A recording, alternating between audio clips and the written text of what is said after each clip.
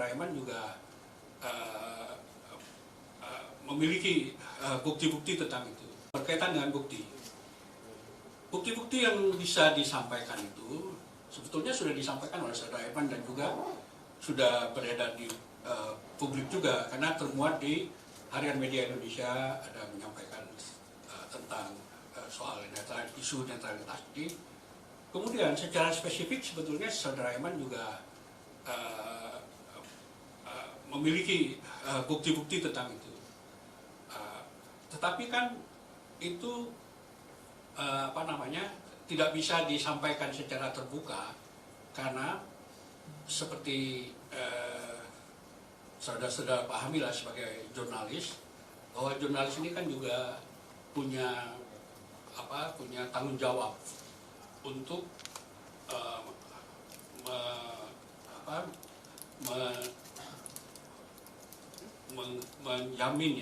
menjamin keamanan narasumbernya.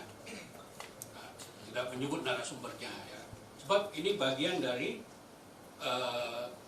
proses pertanggungjawaban seorang jurnalis terhadap pemberi informasinya.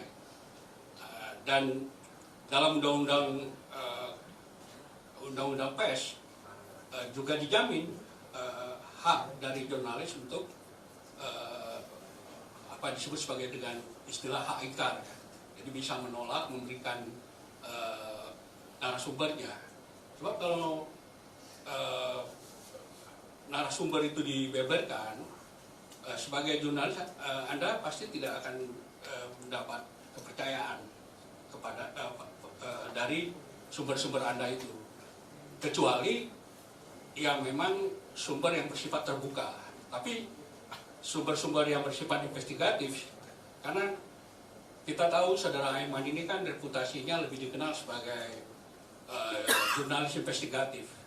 Ya, banyak laporan-laporan dia tuh yang mengangkat satu yang tertutup, kemudian dia angkat gitu, dengan sumber-sumber yang terpercaya.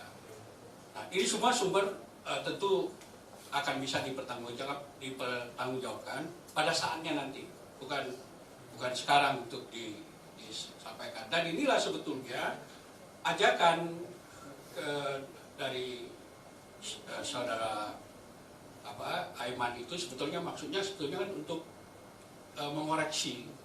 Silakan masing-masing institusi ini, tidak hanya kepolisian sebetulnya ya, tapi juga penyelenggara pemilu yang lain seperti KPU, Bawaslu, DKPP dan seterusnya, Gakumdu dan sebagainya, itu semua harus bekerja dalam konteks netralitas itu.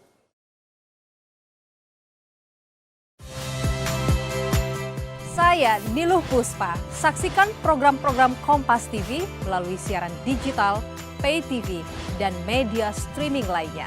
Kompas TV, independen, terpercaya.